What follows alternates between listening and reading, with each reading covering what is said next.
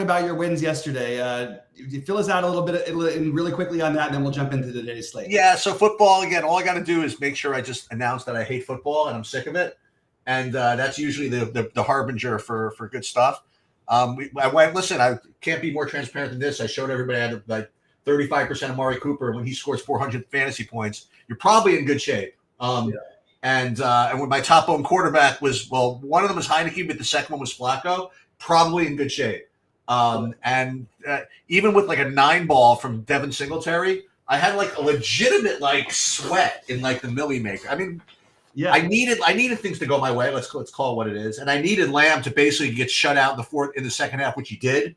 That helped. Excuse me if I say one thing, though. You don't need to get as lucky as you thought. We've seen Michael Wilson have 15, 20 fantasy points a number of times. Yeah, absolutely. Crazy.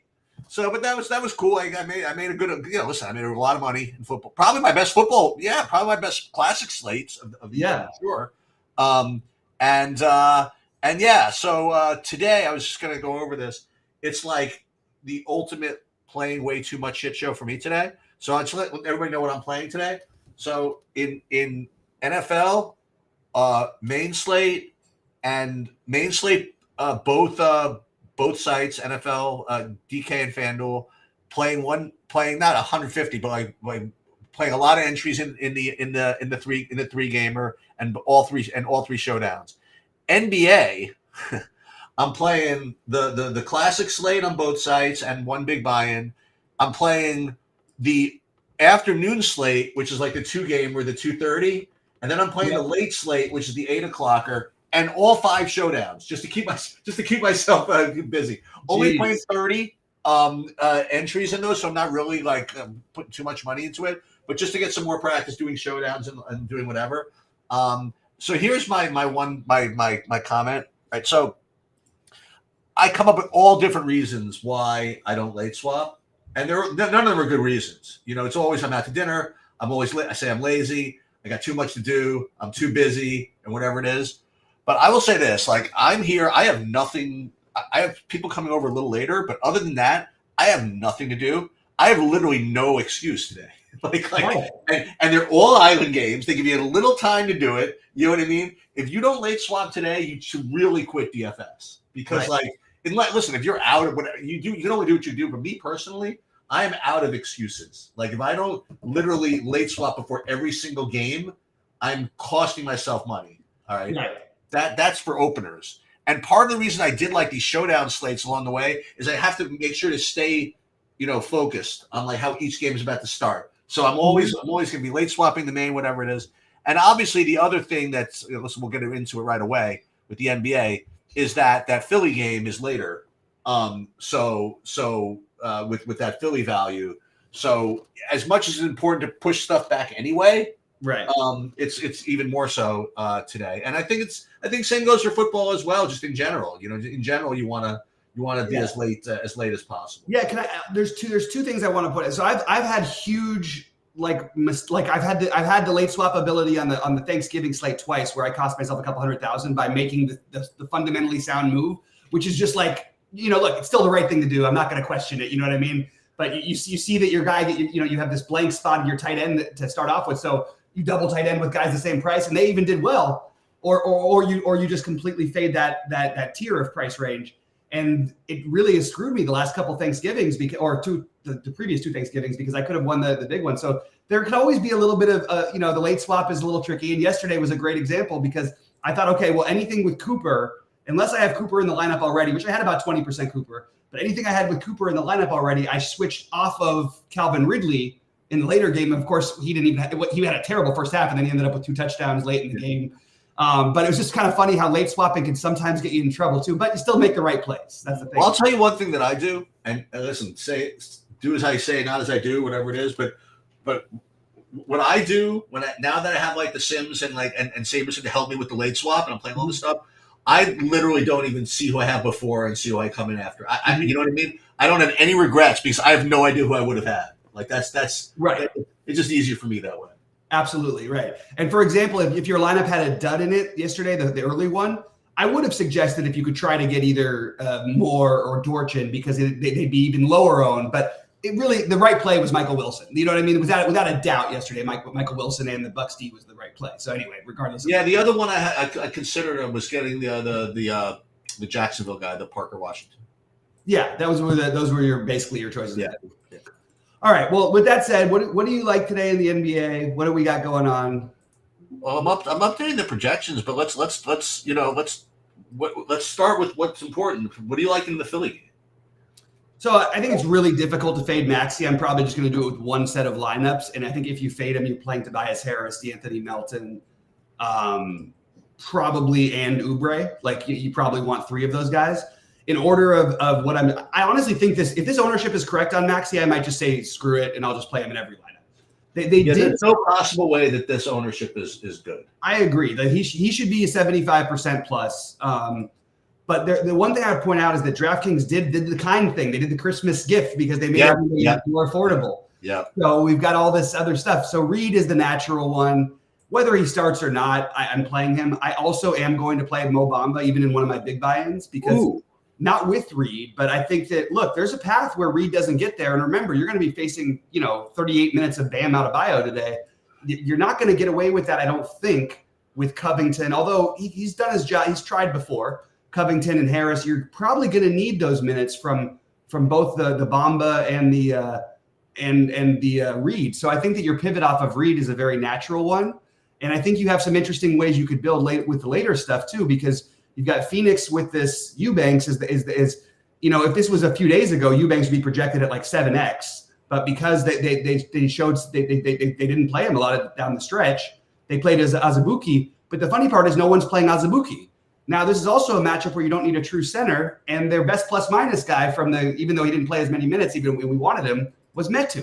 So these are the cheap guys I'm rotating in, and I'll have probably one of Eubanks, Azubuike, or Metu, and also I can always do some late swapping because that game's later.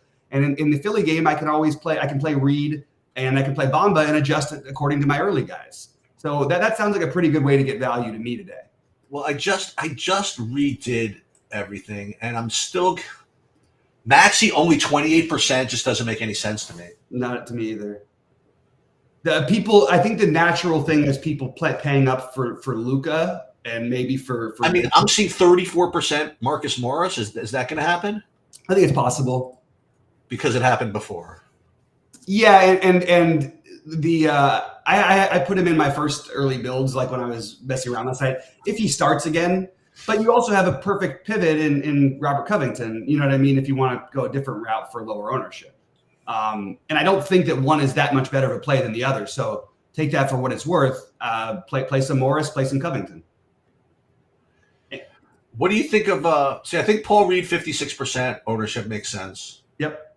I think Marcus Morris 34 is a little. I see Kelly Oubre at 30. I guess that has to make sense, right? I mean, like all this and be back and be gone. He's getting the minutes again. Tobias Harris 30. I mean, all these guys should be 30, right? I mean, like yeah, and you just the thing is like they should all be in that range, but at the same time, like if you're going to play a bunch of them together, Did we get word that oh my God, what's his name out too? Who? I didn't even have that in yet. Who? Where is? I'm very confused. What are you talking about? Well, DeAnthony Melton didn't show up as a player for Philly. Oh, I have the wrong slate. I have him. I have him on the Friday. You know what? My mistake. I was looking at the Friday. Dude, DeAnthony Melton is only 5,300. Yeah. Yeah. So all these guys look really good. Yeah, and look, they're not all going to get there, but 4 of them or 3 of them will at least, Oh my God, this is so funny. Super large field. Sorry, I just want to throw. Go ahead. Mine has nothing to do with anything. So go ahead. I would say large field. You would consider Korkmaz. We've seen him actually get a lot of activity in these situations in the past. I know it's a different situation a little bit now, and I would say Daniel House. But I just don't. Those are like very fringy. But I want the fringy a little bit, especially in the later games, so I can make some swapping. So no one's going to really appreciate this except for me, I guess. But some people might. I want to share my screen for a second to show you some of the things that happen behind the scenes. Okay, so this is my these are my sheets for today for the NBA. I'm listing by point per dollar. So I was having issues. I was trying the sim thing. Like I'm in a different sim tool actually. Anyway, I was trying it. And I was having issues uploading players that had like they weren't showing up if they were like had suffixes like Derek Lively II, Derek Jones Jr. Like all these juniors weren't showing up for some reason. I couldn't figure out why it was, and it was something to do with the fact that the JR that I was using didn't have a period at the end of it. And so if it didn't recognize the period, it wouldn't give it to me on SaberSim or something like that. So I made this rule in my Excel stuff where if you see, JR, you put like a period after it, automatically. So now I'm looking and you'll see I have Drew Holiday, who's now spelled JR period UE. He's literally the only person in the league that it's spelled this way. So it's the only one place it's going to show up. That's so weird. Pretty funny, right? Yeah, because Excel doesn't have a brain, right? It just does what you tell it to do. It's like So I think go ahead. It is showing up, but as far as the point per dollar stuff, I mean, I don't see anybody that we didn't mention except what about Jamal Murray at 7,400? Love it. Okay, totally into Jamal Murray. I think that's a terrific way not to play Jokic because Jokic is hard not to play at this price. And you could justify it by saying Murray, but also you could take Michael Porter Jr. at 6,200. So those are my Jokic pivot arounds. One thing I really like doing is trying to get a little bit of some game stacks. Remember, this is Phoenix. This is Phoenix against Dallas at home. Remember, Dallas knocked them out by 50 points in the conference finals the year before last. Booker was still like fuming over it. So I like getting some Luka Booker lineups, and I think you can do it. I like getting some of the in the early game. I like Giannis with maybe Brunson and Barrett on the other side, or Randall Barrett, or you could throw Hartenstein in the mix. I think that you could also make the same case for Lillard with those guys. Lillard is going to be the lowest owned, I think, of all the stars. So I think it would make some sense to get him in. While it's a statistically tough matchup, we know that he can absolutely go off, and it's Lillard in Madison Square Garden. That used to be a real thing. Whenever Lillard would go to Golden State or New York, you wanted to play him because those are the places he tended to show out. He's from the Bay Area, and obviously everybody wants to show off at Madison Square Garden. So maybe this is the game where Lillard takes over, and you can do that. So I guess, is a process question, and I don't know the answer. I'm just these are things I work through. So I think while you can't quantify how valuable it is, I think it's pretty safe to say that it's valuable, all else being equal, to play later games than earlier games. Yes. Because of flexibility. Okay. But the projections don't account for that. Right. So if you're going to use these products like either SaberSim or anything where you're running automatic lineups or simming this stuff out, if the projections are not going to take into account that flexibility, how can you adjust for that kind of on the fly, and at least guess as to what that value is? Can you like manually lower the projections of the earlier games? I mean, you can, but should you? And if so, by how much? Or conversely, should you raise the projections of the later games, or if so, by how much? Or should this be one of those cases where you just manually go in and, you know what I mean? Like, I'll run my builds, and if I have guys that that don't look that great to me, that are in the early game, just not play them. That's certainly very viable also. Yeah.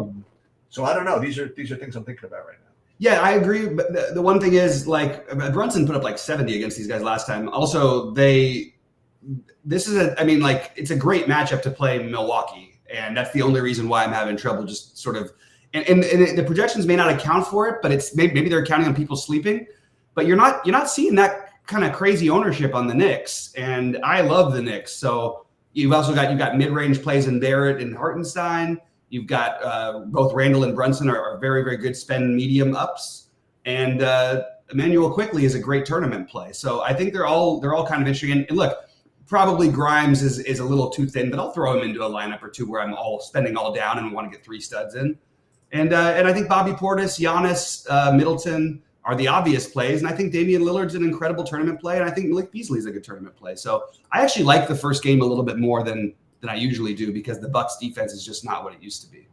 So, like, for example, and first of all, there's also some sneaky injury news going on at Golden State with Wiggins, right?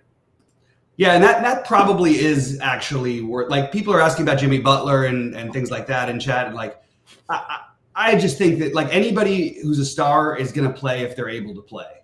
Simple as that. It's Christmas Day. This is basically their. I mean, it's the biggest day of the year of the NBA season for the people who are able to play it. But Wiggins doesn't quite fit into that category at the moment. So yeah, that is a piece of news, and that probably opens up. Kuminga's already, I think an interesting tournament play, and getting no ownership. Maybe it would open a little bit of that up. Podziemski would obviously be a better play. And then, I mean, just another boost to Curry. Nobody's going to play Curry. Maybe Curry can go in and score 50 real life points on Christmas Day. Why not? You know what I mean? There's a lot of interesting plays like that. So you have a really tough but really good slate. So here's an example. So I just ran a build, and let's just say you run a build, whatever it is. I don't care what it is, and I would get something like this. Forget all the lines, forget everything. What I'm looking at is that I'm getting in this early game. Let's say I'd be getting 55% of Barrett, 33% of Brunson, 31% of Hartenstein. Like, for example, wouldn't be getting anything from Milwaukee. Actually, I'd be getting a good amount of Portis, like 40% of Portis. Do I feel comfortable with that, given the fact that I'm giving up some flexibility? So I might consider really like going in and maybe not lowering everybody's projection, but maybe just lowering the team totals or something like that will across the board like make these guys a little worse to see how much I really need these guys. I don't know. Now, how do you do that? I forgot how to do that to change the team totals. Damn it! All right, I gotta figure that out one of these days. Because that's something I never mess with. Yeah. Is this you do it here? I don't even remember how to do that. Okay. I don't know that one. Games panel. Knicks. Yeah, I don't know. I know it's somewhere. But anyway. So let's start with this, because again it's 5 different slates, sort of. You know what I mean? Right. So you have to decide right off the bat like what you're going to do in this Knick game. And what? So you like Brunson, Barrett? You think is just okay. Hartenstein takes up a center spot, which is a little annoying. Yep, agreed. But it is what it is. But yes, I agree. So maybe what I'm just gonna do, I'm gonna like kick it, like do it like old school. Like instead of just getting 55%, I'm just gonna lower it. I'm just gonna flat out lower it to like 40 or something. Yeah, it is weird because they have the best. So the best pace-up game for one team is the Knicks versus Bucks. So I'm having a little bit of a harder time lowering as far as some other people would go. Right. I get it. Just because of the matchup, but yeah, I get it. I really think that I think I've got to try to find a way to get to a Lillard lineup, just because I really think that could be the answer to a lot of the how to get different. Because of Maxey, it's just going to make Lillard completely unowned. So that's interesting. Happy Thanksgiving to all you guys. Happy Thanksgiving, Joanne. I hope you have a great one. Sorry. You have any Emmanuel quickly? Yeah. Okay. Not much. So from the first game, I'll just go through my right now real quick. Let's just see. So I'm trying to go through of all my ownership. So I'm higher on. So Brunson, I've got 22%. Middleton, I've got 18%. Giannis, I've got 24%. Quickly, I've got 15%. Beasley, I've got 10%. Randall, I've got 18%. Grimes, I've got 5%. Lillard, I've got 15%. Hartenstein, I've got 10%. Randall, I already mentioned Randall. Those are the main ones. And quickly, I've got 10%. Barrett, I've got 35%. Okay. Barrett's definitely my highest owned guy in the first game. All right, so that actually looks pretty good. Okay. Here's a question that everybody's going to be asking at some point. How many is too many Philadelphia guys? I think that it's a different type of situation, so it's a little tricky because the usage is really what you want without Embiid, but they've got plenty of guys. So I think that 3 or 4 is the right answer, but I also think that you're going to be able to adjust and sort of see along the way. You know what I mean? Maybe if you have 4 Phillies and no run backs, maybe you make an adjustment on one of those pieces. Like Like you can't switch Tobias Harris over to Middleton because that game starts earlier. But that's along the lines of the kind of things I would think about. Or I'm trying to look here. Who else is in those later games that are similar price? Dante Exum is another one you could use potentially later on, and as a pivot off of some of the Philly stuff. Like I'm just thinking of later guys that are a little bit affordable. I mentioned the Metu Eubanks situation and Azubuike in Phoenix. No one's playing Tim Hardaway Jr. You could definitely use him instead of one of the Philly guys at low ownership if you felt like you were too chalky. Derek Jones Jr., Grant Williams. These are all guys that I have a way overboard on because of the last game. And I love the game environment overall in Dallas. Phoenix, neither team plays defense. So that's sort of my thing, is to play what I like in the early games. And then, like you said, just keep delaying. And sadly, the game that I would love to, I think that LeBron and Tatum are phenomenal plays today. And I just am having trouble getting to them in some of my builds when LeBron is priced so close to Giannis, and Jokic. Even though I think he's probably going to have like 55 or more fantasy points today, it's just, is that going to be good enough? I think Tatum is going to have 55 or more also. Is that going to be good enough? So a little bit tricky with the Lakers and Boston game, unfortunately, because I do like the situation. I just can't seem to plug these guys in. And honestly, no one else is doing it either. So maybe it is just worth it to hold your breath and go for it. Matt just walked in. He didn't realize. I didn't tell him. Yeah, Matt, we had a big sweat yesterday in the football. Oh, baby. We were like a point or two away from like $1 million yesterday for like a while. So that ended up being. We ended up winning like 20,000 or something like that overall, but maybe a little more. But we were like right there in the thick of it. That was nice. Some of that extra screen pass dropped you $200,000. What's that? Not exactly. Not exactly. So let's see what we got here. The phone keeps going nuts. All right, so that's basically a little bit. I just real quickly because I'm going to probably go in a few minutes so I can finish my builds. Even though I know we can delay a lot, I have a lot of stuff in here. Well, we want to talk about a little bit of the football too, or sure, happy to. I just do that real quick. I'll say real quickly. I'm hanging out here because I'm going to lock in my basketball, and then we'll start talking about the football. I'm going to be doing my builds live here, so it doesn't matter. Oh, nice. All right. So on the slate, I've got Maxey at 80%. I've got, actually, it's a little bit higher in terms of buy-in, but anyway. Reed, I've got 70%. Luka, I've got 50%. Harris, 50%. Eubanks, 37%. 35% Barrett. 35% Melton. 32% Azubuike. 32% Mobamba. Want to get a little different there. 32% Bobby Portis. 32% Covington, 30% Metu, 25% Williams, 24% Morris, Marcus Morris, 22% Oubre, 22% Giannis, 22% Brunson, 20% Booker, and that's sort of and 10% Durant as my spend ups. And then I've also got Murray and Porter at 15% each, as well as the Knicks guys basically all at 15% each. Yeah, and as for me, as I'll be totally honest, I have no idea who I'm gonna have. I mean, like I'll have what I said from the Knick game, and then literally I'm going to be late swapping after every game, so I really just don't know. That's I'm going to update the projections. I'm going to update everything and just see if I can take advantage of the late swap stuff. Yep, absolutely.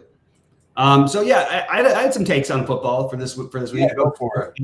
I think I like Baltimore to win outright in San Francisco. They're massive underdogs, and I am all about just Baltimore's good. I think Baltimore can win this game. I certainly think that they're not. The 6 points is too much, and I understand everybody says all this stuff about the Niners. I haven't seen the Baltimore healthy Baltimore team get blown out in years, and I don't expect to see it today. So I am going to be high on the Baltimore. It also fits in with the Monday night game sheets. We're now on 10 weeks in a row of the underdog winning every game, including last week Seattle. So it's up to like 500,000 if you rolled it over for $100. Oh, really? Yeah, because it's some of the teams were like 8-1 underdogs in those situations that they won. That's true. And you've got 3-1 dogs or 2.5-1 for Baltimore today. So well, I'll tell you, this is violating it's violating one of the very famous Sheets rules, is that all trends reverse the moment that they are revealed. I know, and it's been going this. But you revealed this one like 4 weeks ago. I know. It's just been happening. Yeah, and I think that also is probably like for DFS, it's probably my favorite game.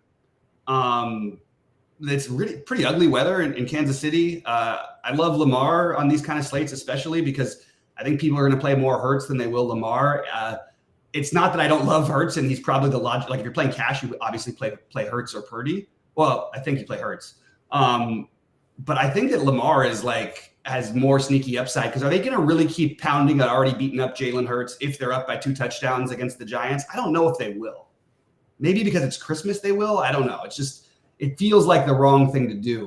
For what it's worth, Boston Scott is the number 1 bet rushing touchdown prop on the today's. You heard about that? I mean, they had a whole thread about that, right? It's pretty funny, but it's sort of in line with the thinking of the running backs potentially getting more carries near the goal line. So I do have to say something about football from yesterday.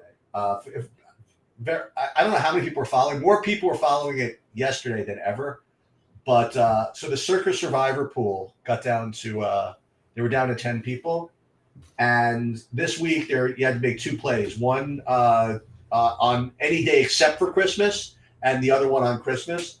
And so 6 people out of the 10 took Denver yesterday, and one of them was this guy, this poker player dude who you'll read up on him. He's kind of like known as kind of like a poker scumbag sort of. I don't really know who he is. I shouldn't say that. That just seems to be the case from what Twitter's saying. Whatever. You tell me who it is later. I wonder if you'll look it up. It's like all over Twitter. Like the guy's name is Sean Perry. Yeah, I know who that is. And he's like very cocky.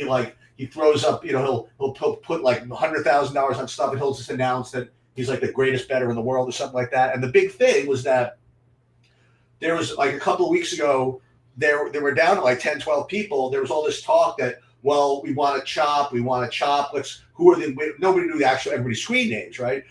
We got a hold of everybody else, but we can't find this one guy left to see if he'll chop with us, right? And so finally this guy shows up and he's like, listen, I'm this entry, but I'm not chopping. I'm not interested. I'm the best. Screw all you, pretty much. Mm-hmm. And he took all this freaking heat. You know what I mean? Like everybody's like, how could this guy not chop? This guy, this. Turns out he was he's very aggressive and very egotistical. But I'm the best. I'm the best bettor. Nobody has to chop. It's up to him. No, but exactly. I'm the best bettor. And there was an article written and the way that the article was phrased, meet the man who refused to chop. Get out of here. I mean, seriously, how about we interview the 8 guys who are cowards and begging for mercy? How about right? It depends on how you spin. Now it turns out the guy, listen, he's not the greatest reputation or whatever. But he kept saying, I'm not chopping. That was his hashtag. I'm not chopping. And so it turns out that he took Denver along with 5 other people who took Denver.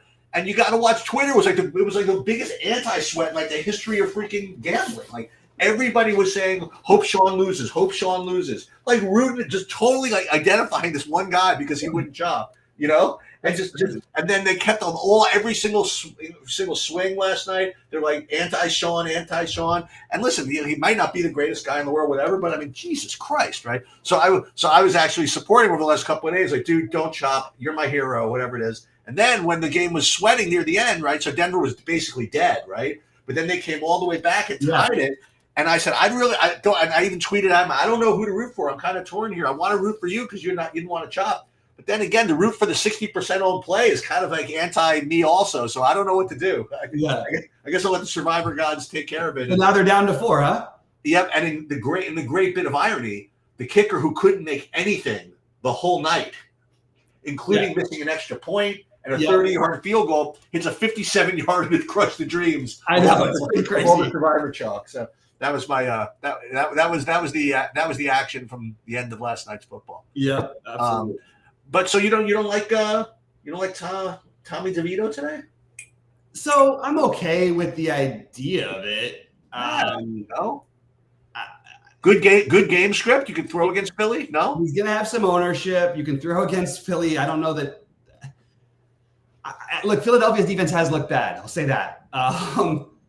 But I just don't think against this Giants team they're going to look that bad. I legitimately haven't run a lineup yet, so I don't know what I'm going to get. I think DeVito's going to have some ownership. The only quarterback who won't have ownership today is Aiden O'Connell.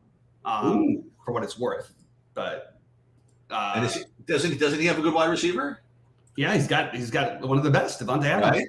He's coming off of 25 fantasy points. I mean, it's more than these guys have been putting up lately. And yeah, you always have to worry about, like, I like Lamar, but like I'm always terrified by that running game, because if they get the running game going, which I don't think they're going to be able to do against San Francisco, but they'll just run the ball like crazy. Who, Baltimore? Yeah. Well, they're going to try. They're going to try, but I don't think it's going to work against San Francisco. I think this is like, I'm telling you, I really think Lamar is the best play. I think Lamar to Beckham, some combination of Beckham, Likely, and Flowers, potentially even include, like, I don't know, maybe because of the situation, maybe a couple of Gus Edwards lineups even with him. I think that's probably fine. I remember, like, the thing that's great about that, I really believe that, like, the Niners and Ravens, like, somebody could get up 20-0, and it's not going to be like a 27-3 game. It's going to end up being like high 20, like they're, you know what I mean? The other teams can both score. So I think we're going to see some offense in that one. Well, here, guys, I'll do this for you. So I'll run a SaberSim build, and again, if you have a SaberSim subscription, you would literally do this yourself. But just to show you guys, maybe here for the first time, like what it would look like, just based on the lineups I have, like, right now. I mean, the projections I have right now, I can't imagine the football projections for today are going to change too much. There's no injury news, is there? That's like that we know about, that's pending. You know what I mean? Like, I don't know. Josh Jacobs, he's playing, right? I mean, no, Jacobs is out. Oh, Jacobs is out. So I got a note saying he's out, but they didn't take him out on projections. Do I have him out here? Let me just see. Yeah, I have him out. Okay, good. Yeah. So that means what? Like Amir Abdullah and Zamir White again, right? That's the story? Yep. Probably, yeah, mostly Zamir White, but yeah. He's Devontae Adams. You know what? Matt Haber. That's right. He means Devontae Adams. Matt Haber, that's what he said. He's right. Adams. That's exactly what he said. And he nailed it. Yeah, that's the right thing. Yeah, they're gonna have to do that. All right. Maybe it's not Devontae. Maybe it's Michael Mayer. Michael Mayer. Okay. Didn't seem excited about that. No, I actually do like the Mayer play a little bit today. Tight end reliance. Yeah, I think that actually makes some sense. I'm in on the Mayer. I just was thinking I have to finish my basketball lineup, so I'm trying to do both at the same time. I get it. All right, so this is what it looks like right now. It would look like right now 91% Christian McCaffrey, 84% Isaiah Pacheco. That would be all these Kansas City guys. Darius Slayton would be very high owned. He'd be 50% owned, and Wan'Dale Robinson would be 50% owned. Okay. Yeah, I have Robinson. I think Robinson is going to be really, really popular, and I think that you're going to see a lot of people play Slayton as well. So I think you could play the other ones because it's, hey, look, it's anybody's guess when it comes to their receiving core. And what's the deal with this Boston Scott thing? Like, why are people talking about him? Because he's had good games against the Giants before? Well, also because more involved, and he did, he wasn't touches. And there was speculation about using more running backs near the goal line. Also, the odds were like crazy. They came out like at some ridiculous number. Wait, hold on. What do you mean more running backs near the goal line? There's only one running back near the goal line on that team. It's Jalen Hurts. Well, that's what I'm saying, though. But he's hurt right now. To use him against a Giants team when you might be up 2 touchdowns, it feels like maybe an extra strain on his body that maybe he doesn't need. That's all. But then again, they've lost 3 in a row, and they need to win. So they'll use him like crazy in the first half, and probably the second half, if they're up enough, they'll go to the other guys. Yeah, this is his first lineup I'm building here has Robinson, Slayton, and Darren Waller in it. Okay, with no DeVito. I like that. Waller, Slayton. Wow, that's a tough. Don't blame me. I didn't create this. That's a tough one to hit. That's a tough one to click, right? Yeah. A 3-game slate, though, anything's possible. Yep. But 3-game slates again. That's a unique. That's a unique number. Yeah. I'll save these for now. But yeah, I'm with you. I want to make sure that I get my. I'll get my NBA at least started, right? Yeah. Let's see. The reindeer. Put that one in. we'll probably change something. Yeah, again, even on 3-game slates, everybody just you could have some vision here. You don't have to play. You don't have to play the top guys. Yep. Okay, so what did I do? Yeah, so I save that, and we'll save that, and then I'll give you guys something you've never seen before. Probably, I'm gonna use SaberSim to help me build not my first one, but the showdown lineup for the first game here. Nice. Yeah, I'm gonna let you do your thing while I'm just trying to figure that's fine. Stuff. And I'll show you how I kind of cheat a little bit. NFL Classic. I just saved something. So we'll go back into the NBA, and this is process how you use the tools at your disposal. So let's say you wanted to build Milwaukee, New York. Now, if you wanted to, I mean, if I had it in me, I would do a separate showdown projection sheet for this, but I don't have that in me. So I'm just using the Classic Slate projection numbers. The only thing I would do differently is this is one thing. So here's a little trick. When I upload the projections to SaberSim for the showdown slate, so first of all, I'm using the Classic Slate, so it says couldn't match these 70 players because they're not all in this Nick game, right? So we'll ignore all them. And there's one thing I usually click, which is exclude unlisted players. What this does is it X's out like SaberSim guys that are projected with very few points. And I use that in Classic Slates just to make sure I don't get these guys with 5-point projections. But in Showdown, I'm going to include them. So we're not going to click exclude unlisted players, and we might get to some other guys. For example, let's take a look. Actually, there's nobody different I'd be getting. Oh, maybe Andre Jackson, maybe. Whatever it is, just for Showdown. Okay, so I have this done.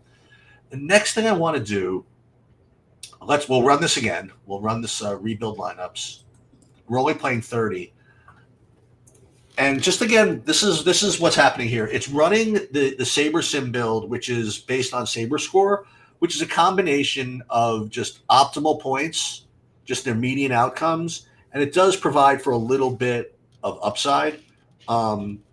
There's one thing I forgot to do. I hope everybody sees what I did wrong. Okay, so we'll stop this for a second because I screwed something up. One thing I did when I imported the data from the sheets is that I also imported the ownership from the sheets. And the ownership in the Classic Slate is not nearly going to be the same as in the Showdown Slate.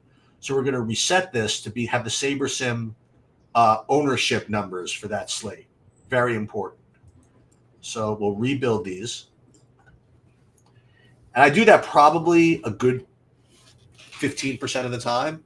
So again, if you're going to use this process and do it the way I'm doing it, that's one thing you have to do with Showdown slates. If you're going to use the Classic Slate projections and just import them over, make sure that you just reset the ownership stuff.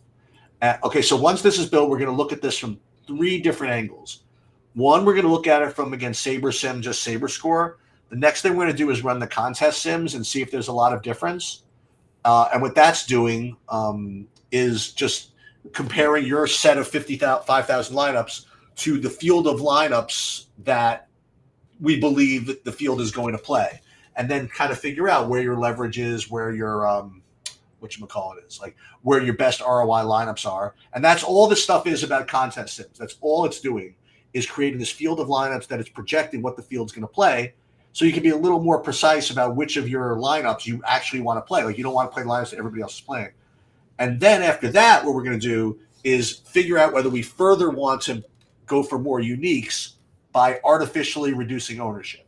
So with that is the definitions of filling time while this build finishes. This should happen in a second. Okay. Just so you guys know, 18 minutes to lock in the NBA. Mm-hmm. Well, not lock. I mean, lock in the first game in the NBA. Right. And then after that, we'll have a chance to breathe, and I'll do a little more with the football. All right, so building 2,000 lineups is plenty. They're not that many in this tournament. So this is what this is. Again, this are the top 30 of the 2,000 lineups that are just based on SaberScore. And I don't really care who's in them. Taj Gibson, he's only 2,000, so that's probably why I showed you. So now we're going to hit run contest sims, and we already saved this earlier. contest sim settings. It says, how many people were in the tournament, which is, by the way, only 2352. And for a showdown slate, that's really, really low. So for 2352, the next thing we're going to do, and again, this might be a little bit not what people want to hear on Christmas, but this is just what I get into. All right, so we're going to pull up this thing, which is my GeoMean calculator, which figures out what GeoMean you want to get like as few dupes as possible. So we'll remember this number, 27.4, for later. So this is what the lineups look like when you run the contest sims. And it's very, very similar. Okay. So now what we're going to do is we are going to hit this further filter here, add filter, and we go back to this GeoMean number, and we're going to put less than what we said, which was 27.4. And what this is attempting to do is find 30 lineups that rate to have no dupes, and this is what we get. And in Showdown, this is what I like to play. This is very risky in general, but I think that you get more benefit of being unique than to chop 15, 20 ways. Interesting I say that, considering the last two big hits I had in Showdowns were pretty decent sized chops. But yet still, I want to learn to be as unique as possible. Now, if I did this and I wasn't going to get 30 lineups, then I would go back to my normal one. So I think there are two different sets you could play. You can either play this one or the one before without filtering. I'm going to actually do this one. So we're just going to save these to the lineups. And one thing you'll see that I didn't do, which, again, people might yell at me for, I didn't check at all who I have.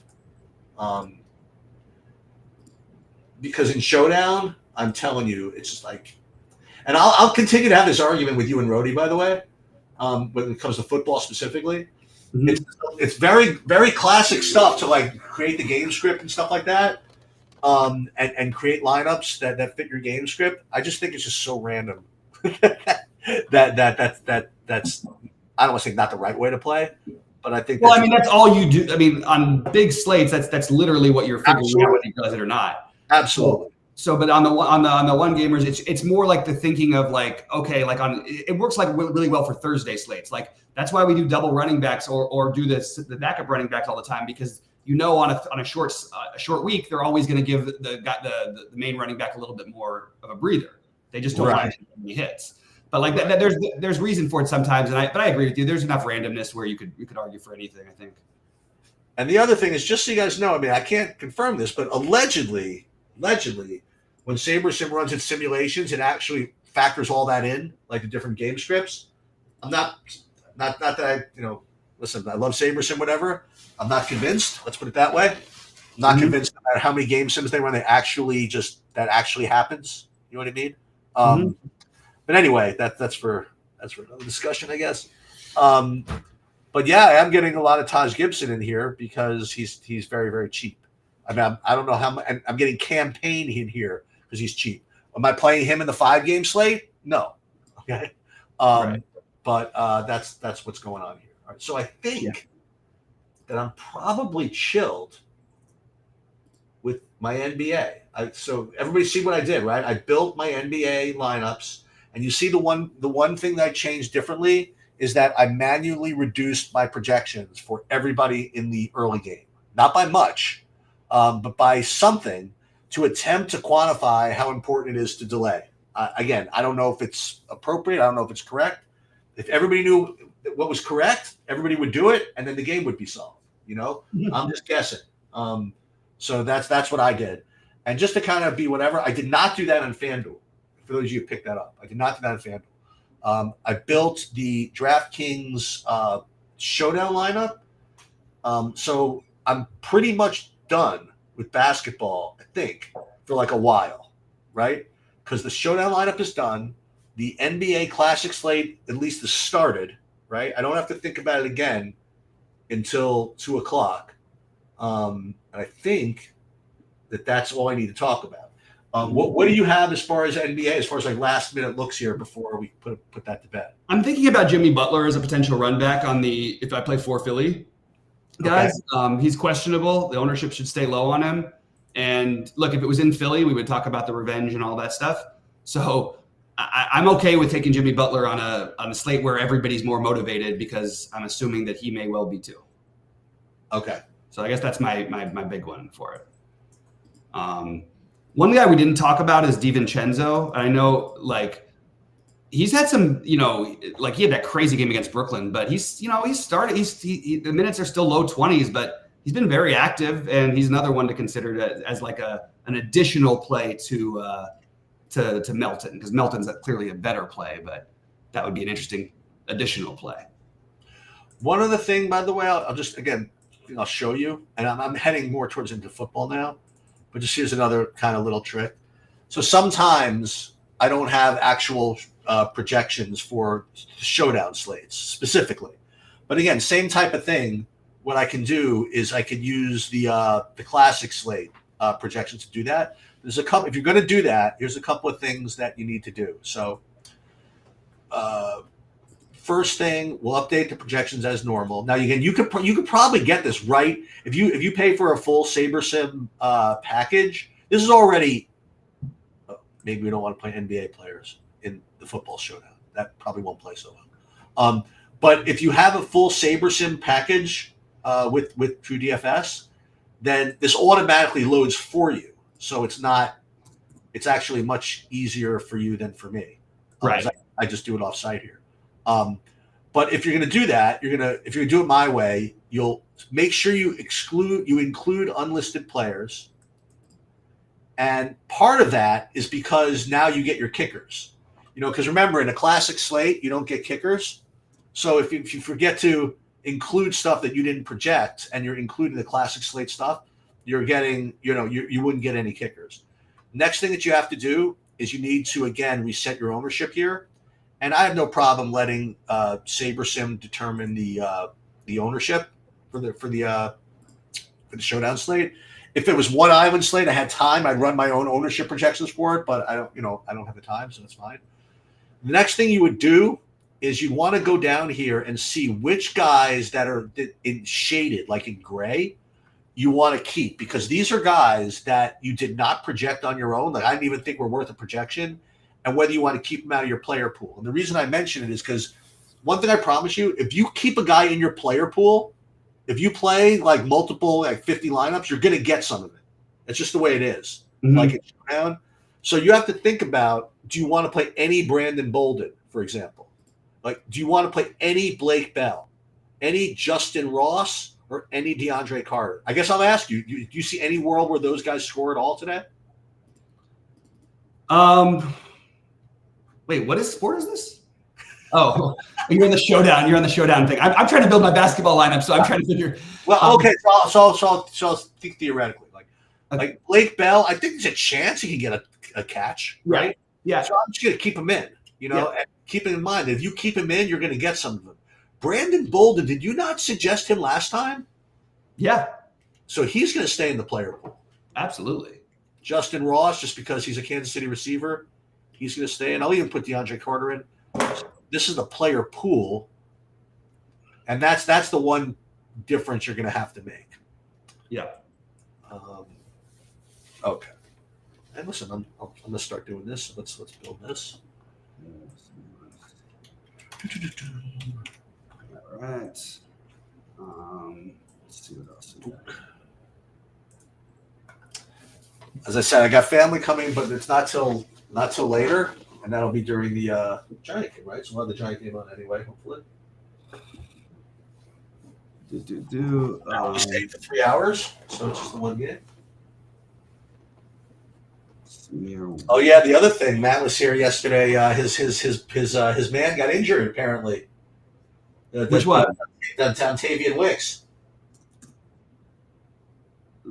Oh yeah, that sucked. Yeah. That was a bummer. Yeah. White. Meanwhile, did you see? I said Matt the video. I guess you didn't watch it. Did you see the whole thing with Jameer Alexander at the coin toss? What happened? So, at the beginning of the game, so he's from Charlotte apparently, okay, and the game was in Carolina, and they didn't announce that he was a captain for the game. All right, whatever. Okay, who cares? But so only the captain is supposed to go out for the coin toss. But he said, I don't care. I'm going out anyway. Right. I'm naming myself a captain because we're in Charlotte. So he goes out there and he makes the coin toss. Or they win the coin toss, and he said, "We want to play defense." Now he meant I want to defer, but he said I want to play defense. And then they're like, "You really want to play defense?" It's like, yeah. They're like, "Don't you mean you want to defer?" Yeah, whatever. That's what I mean. So they interviewed him, and it was definitely not the best look for wherever he went to college. Let's put it that way. Explanation of what happened. Yeah. That's pretty funny. All right, I'm going to switch over to football in a few minutes, and then I've got to get out of here probably in a little bit. Give me 1 second. I'll be right back. Yeah, sure. So as you guys see what I'm doing, I'm now pre-building the NFL showdown lineups, and then my dog is barking.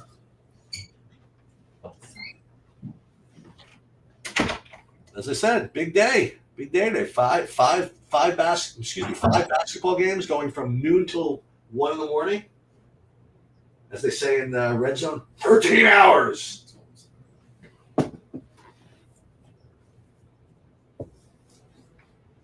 NFL going whatever. Unfortunately, no League of Legends today. There hasn't been League of Legends in months. We got MMA not for another couple of weeks. Still on hiatus for a couple of weeks there. We got tennis is going to start up in Australia in January. Boxing Day tomorrow is a big soccer slate as well as a big hockey slate. And then, thankfully, only a couple more weeks of effing football. Well, that's the thing, man. Every week I say I still want to play more football. That's what I want. Football's the best. Football is the best. Every lineup looks like it's going to win. Best. And then, like at 1:15, Basketball. somebody scores a touchdown. The whole community's like, "Who?" Let's see. NFL DFS, by the way, map becomes very easy when you have Maury Cooper. Yeah, no shit. It becomes extraordinarily easy. That was crazy, that game yesterday. and then not to even pop more, but they lost their kicker, so all field goals were out of play. I know. I was so hoping. I just needed my Elijah because I had a nice one going. Ended the first half of the day like the 25th in that one, but I had the Elijah Moore triple stack. I had Elijah Moore, Cooper, and Njoku, and didn't get there. Needless to say. Let's see. Okay, wait. I wanted to get one of. Yeah, I'm playing a Jokic Curry lineup for sure. What's that? You sent me your cards. I texted you. Durant. So utility issues. I had it all in. Okay. You texted me. Yeah, I texted you.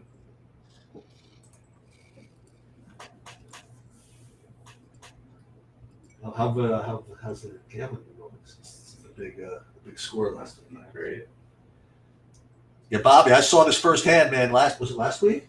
What was it? A couple of days ago? Yeah. Last week. Last week. Matt was kind of grim on his DraftKings account, so he deposited 40. I literally saw it happen. He ran 40 up to 3,600. Ooh, Ridiculous. In one day. That's nuts. Kept on pressing. The Western Kentucky was like down like 21 or something, then some bowl game. He kept on betting like plus. First was like plus 300 to score a touchdown or something, and then and then it kept on going down and down because it just nobody could stop them. So he kept on pressing. Score touchdown, and you have any money left, Matt? I got a good amount. All right, he's not lost it all back yet. Not bad. Nice. Yeah, there you go. Definitely go up.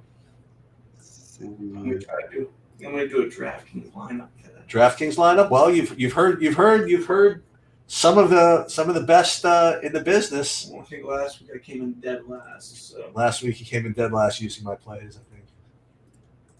Just depends on which day you get it. Are you kidding? And you have this one guy on freaking Stake Kings who goes freaking on tilt. Like, God forbid I win something and he didn't buy it. Oh yeah. It was like freaking bananas. Like, the one thing I don't play, you know what I mean? Like, right. I know it's a little tilting sometimes when guys do that to me. That's what I thought. I put everything up, and that's it. But something's got to change with that system, by the way, because I have to figure out a way to make it more entertaining and more fun, and it's we'll see what happens. Oh, one other thing I should tell you is I'm going to be at best very limited, possibly out completely for like a full week in January. Okay. Around I think January 4th to the 9th. Everything all right? Yeah. Which is going away. Oh, yeah. So depends on accessibility, depends on internet, depends on how much time I have, whatever it is. But I'll remind you. all right. Sounds good, man. Yeah, that's fine. So we'll put these. So here we're running the contest sims for the showdown. Rashid Rice and the captains. So what these are again? These are like the most normal lineups that I think I can recommend to you. You know, like these are, you know, they account for ownership sort of. They account for upside for the most part. They do not really put you in a position to win the whole thing, but it puts you in a very good position to do what I've been doing. You know what I mean? Like getting a nice, like reasonable chop. You know, so that these are the settings that I use. I just run the contest sims and just kind of do it that way. Let me just save this for now before I forget. I always have to save these things because otherwise I run the risk of having dummy lineups. All right, Matt, who are you playing? Oh, could never get a correct amount. What? Oh, you couldn't get salary done? No. What are you playing? Football or basketball? Football. Football? Well, let's put it another way. Who do you like in the games? Like, I was trying to do enough to keep McCaffrey in my lineup. So you want to start with McCaffrey, you're saying? Yeah. And then I worked backwards from there because I personally don't think the Ravens are going to score that much. And then I threw the Niners in, and then with the Ravens, I looked likely. Okay. Well, you got to put one of those Giants dudes. I know, but every lineup I had that had McCaffrey as well made me. Well, if I took O'Connell, then I had justified having to take Devontae Adams, and then at that point, the only two receivers that worked would be both of them, Wandell and Slate. You can do that. It's a disaster decision. Mayer is out, by the way, Sheets, just to give you a heads up. Mayer is out? Yeah. Is that new? No, it's not. I don't think it's new, but I just wanted to throw it because we've talked about it before. Thank you. Yeah. I did mention him before. No, I have him as out already. Okay. O'Connell's Chiefs stink. Chiefs stink. That is the official analysis. They might actually. I'm playing O'Connell in one of my lineups. They really might stink.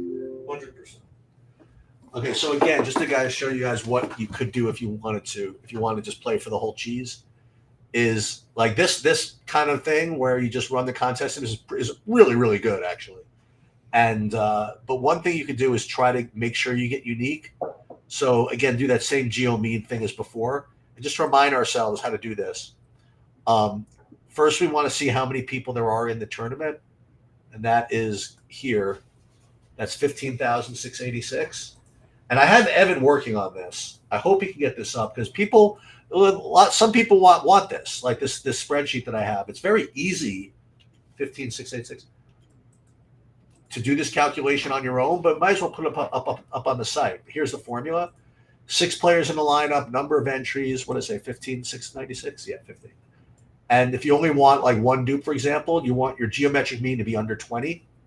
So what you do is you get that number, and then you go here. Geo mean less than 20. And then I like to see like how easy it is to get, like if at all. So yeah, you can get 100 lineups like that really easily. Yeah, why not? You want to try for the whole cheese? Try for the whole cheese, maybe. That's not a bad idea. Sheets, can I ask you? Oh, you did get your NFL one thing yet? Oh, go ahead. Curious how much of Zamir White you're getting to in the classic. Yeah. Hold on, I'll tell you in a second. Let me just save this for a second. Oh, what did I do here? I did this wrong. Hold on.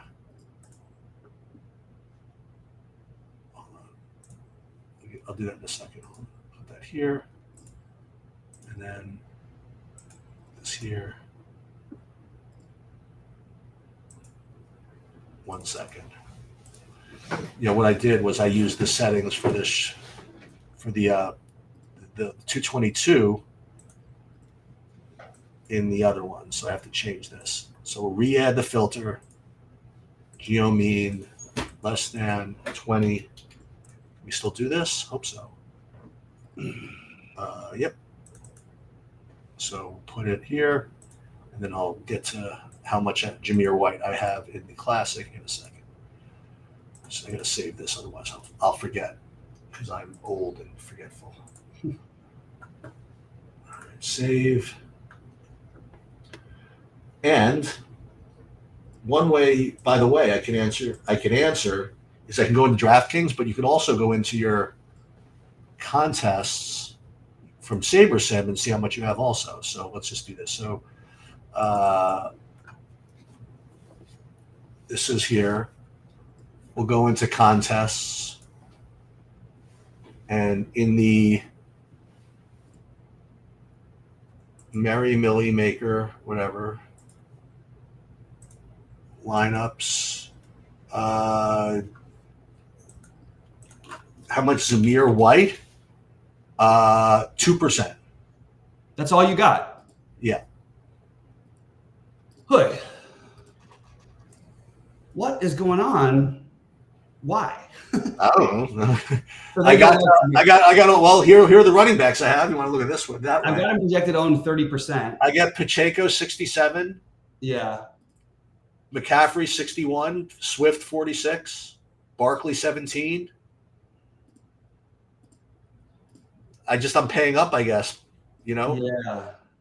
Well, I guess some of these lineups with like Wando Robinson and Darius Slayton, it's like Swift. Yeah, White.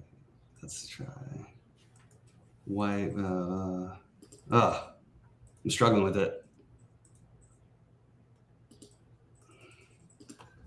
Man, I wish Gus Edwards had ever caught a pass. I really want to play Gus Edwards in this stack here. I think that actually works. All right, let's do. I haven't done yet. Let's do the FanDuel. Hold on. FanDuel football. You play FanDuel at all? No. Okay. Goddard, Kelsey, Likely, Goddard. Do you figure out your lineup issues, man? I have to go with DeVito. He stinks. What's that? I don't know, man. One of these guys, the running backs all suck, except for the really good guys, in my opinion. The running backs all suck. The only running back that I know is going to do good is McCaffrey. Barkley can get 8 easily. Pacheco will be good. I mean,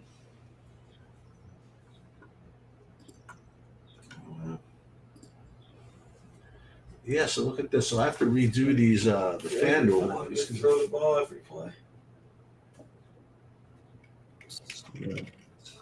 FanDuel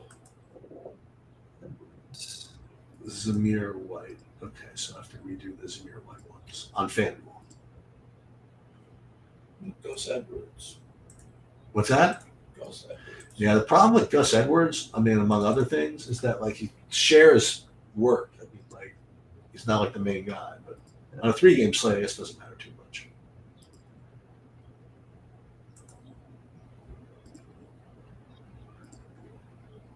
All right, let's see. I've got my ownerships almost ready here.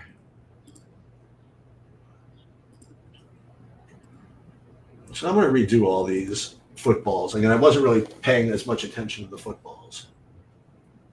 Maybe I'll just save money and just skip DFS and just bet it all on straight up money line Baltimore.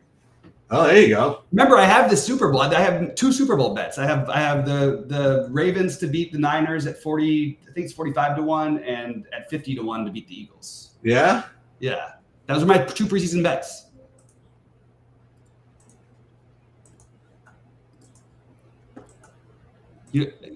Okay. By the way, just in full disclosure here, never mind with respect to Zamir White. I was operating on an old projection, so I have to redo these. Yeah. Yeah, I had like Zamir White with 6.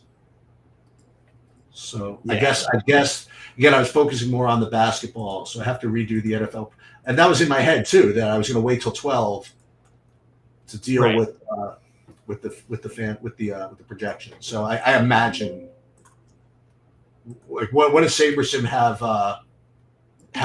Jameer White now? Like over 10? 30. Oh, for 13 fantasy points. Yeah, that's going to show up. Okay. Seemed a tiny bit ambitious, but I think it's about right. It's close enough. I mean, there's other guy. Who's the other guy? Like, the Brandon Bolden, right? Right. I mean, he's like the third guy. I mean, Mm-hmm. let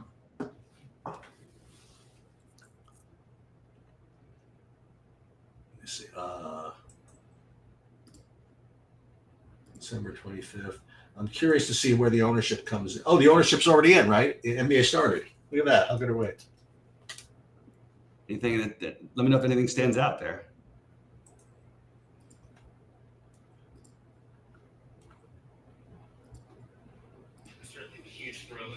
What channel are these games on, Matt? ABC. ABC, maybe? That's the thing. Peacock. I mean, who knows? Oh, there it is. Oh man, ESPN. We actually get to see a Knick game. Can they play this game again, please? Like, That's sick. the same match, I feel like, for a week. Who, Bucks and Knicks? Yes. Flowers, Kittle. So I'm redoing all these. Yeah, as a matter of fact, you guys don't need me on anymore because I'm just going to spend the next like 15 minutes like updating projections. So hopefully at least seeing the process I'm going to use. And the day is all about, at least for me, I mean, the day for everybody should all be about late swap and for continuing to adjust. So listen, if you can't do it, if you're out, I'm not saying anything else except that you're giving money away. Similar way that I do every day. So that's that.